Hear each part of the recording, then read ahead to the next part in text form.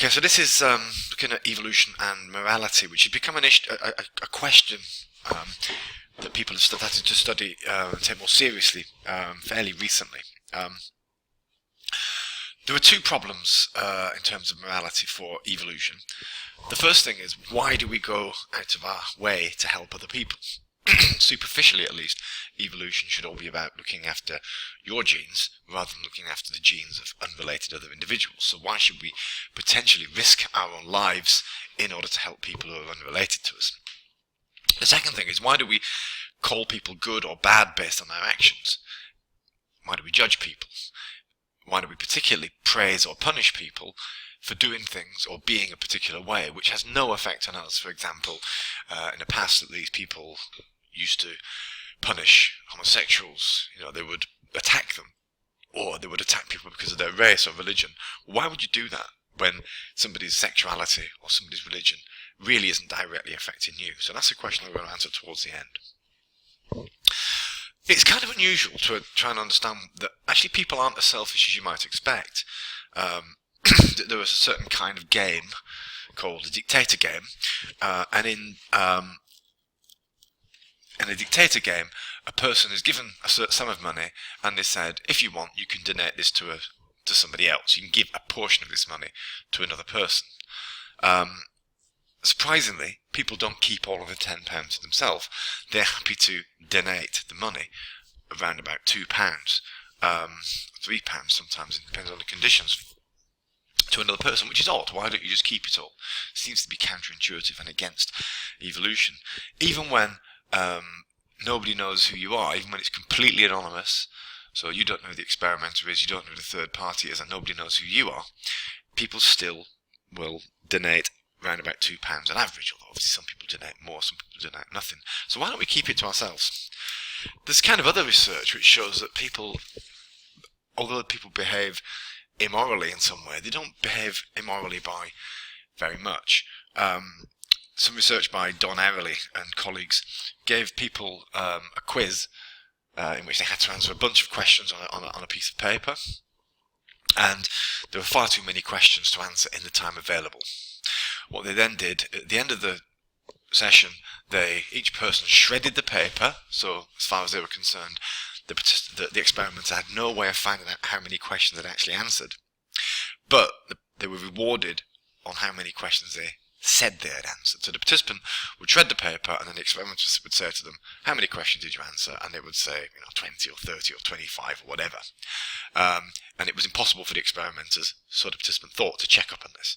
In fact, the experimenters used a clever way of finding out exactly how many answers people had completed. And essentially what they found was that people overestimated the number of questions to get more money, because they were basically paid £1 per question or something like that. But the weird thing about this is that although these people cheated, they didn't cheat by much. They cheated by 2 or 3 questions. They didn't cheat by 10 questions. And they couldn't, as far as they were concerned, they couldn't be found out. So why do people cheat but not by much? One possibility is that people want to gain more resources and they want to feel good about themselves. If they cheat a lot, then maybe that gives them guilt, makes them feel like a bad person. So why do people want to feel good about themselves? Yeah, that's an approximate answer. Why do we make people feel guilty about cheating? Why do we do that? What's the point of that? One possibility is that what's going on here is that by feeling good about ourselves, we're better able to convince other people that we're good people. It's a kind of unusual idea. We're trying to encourage people to cooperate with us, and if we present ourselves as a good person to other people, then the other people may be more likely to cooperate with us. One of the things about emotions is that we find it very hard to fake them. So if we're feeling guilty, if we're feeling angry, it's very hard for us to suppress those expressions of guilt, of anger, and so on. So given that our emotions, the way we feel about ourselves, are written on our face, then the best thing to do is to feel good about ourselves, so we're genuinely communicating the way we feel, because we can't fake it. So this is the thing known as self-deception. We kind of deceive ourselves or we engineer a situation in which we don't cheat very much so that we can maintain our faith in ourselves as being good people, the better to able us to persuade other people that we're nice people in order to win their cooperation. I'll talk more about this in the lecture on emotion, but it's an interesting idea that what we're trying to do here is be good in order to feel good about ourselves, in order to help encourage other people. Certain times we can feel good about ourselves by, if you like, offloading our responsibility to the environment. This is an example of a study called the Moral Wiggle Room Study. In this particular situation, participants were presented with a computer screen here, and they were asked that they could donate some money to themselves and other people. So they would share some money out. They would get a certain portion of it. Another person would get a certain percentage of it. But there were two options. You could either have you get £6, and the other person gets £1. So the ratio is 6 to 1. Or you could have £5 for you, £5 for them. So there's a fair option in which the other person and you get approximately the same, or as in this case exactly the same, and there's an unfair option in which you get the lion's share of it, the majority of it. So when you do this under anonymous conditions, people are sitting in front of a computer in a room on their own, nobody knows who anybody is, 74% of people should choose a fair option. So it's kind of like the dictator games. People are seeming to prefer fairness. However, there's another condition here. They were told exactly the same thing as they were in the previous condition, that there's a fair option, which is 6 to 1, and there's an unfair option, which is 5 to 5. But you don't know which one is which. So we don't know whether A is the one where you get a lot of money, or B is where the share is approximately equal or exactly equal. However, they're told, as part of the instructions, that they could perfectly well to view the allocations. If you click the View Allocations button, it tells you exactly how much the share is in A and exactly how much the share is in B. So if you click View Allocations, it would become exactly like this, although obviously you don't know which way around these are. In this case, 50% of people chose not to view the allocation prior to making the decision. What does this mean? Well, it's kind of almost going against this idea of fairness. If people were completely 100% fair, they would probably click View Allocations and then click the fair option, right? But it seems that half of the people are choosing to leave it up to chance, so that there's a 50-50 chance that they get the unfair option, rather than viewing the allocations and thereby feeling bad about the fact that they get to choose the unfair option, if you see what I mean. So they're kind of offloading their guilt to the environment. They're choosing not to I'd rather not know what the allocations are, in the hope that they get the unfair allocation, but feel good about themselves because they themselves didn't actually choose explicitly that unfair allocation. Kind of interesting stuff. There's another condition in the same study where the participants were told that there were two dictators. Now, a dictator is just a person, basically a person who's participating in the experiment. Okay.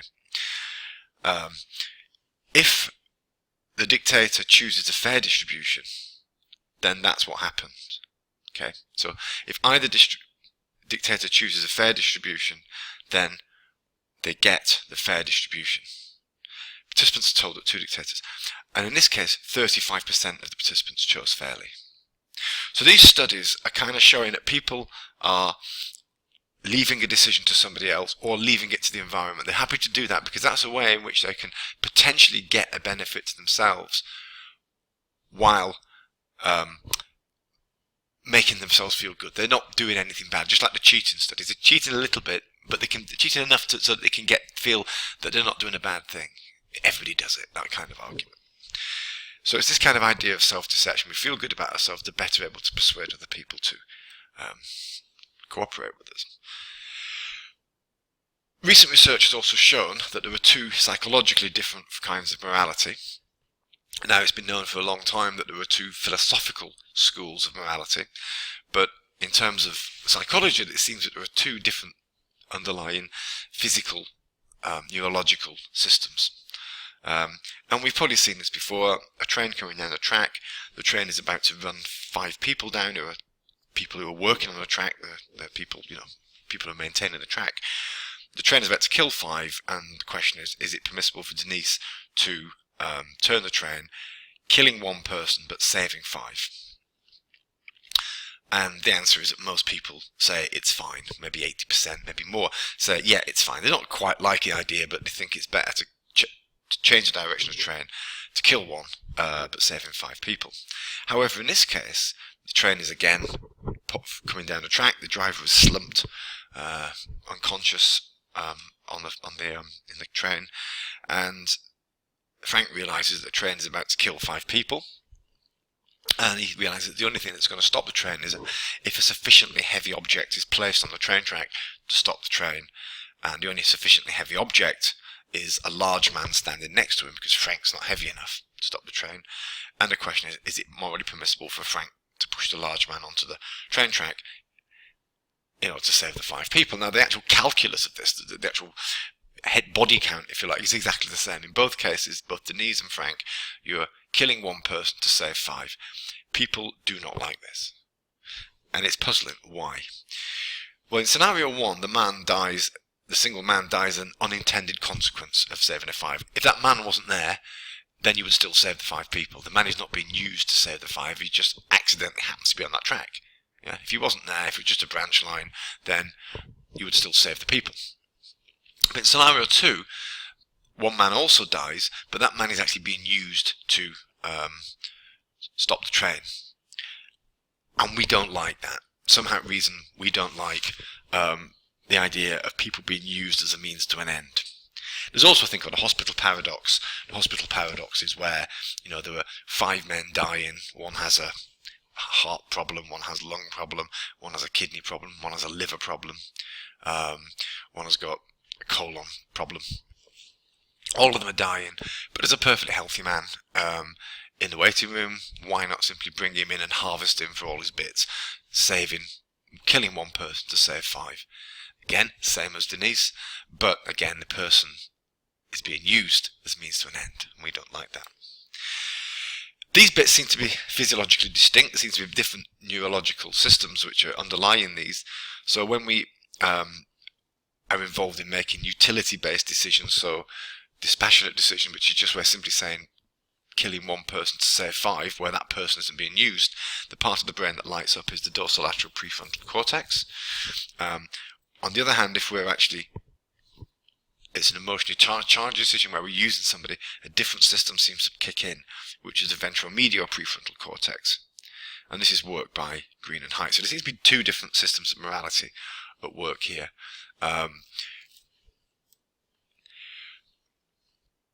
We also find things that John Haidt, name appears later, called moral illusions.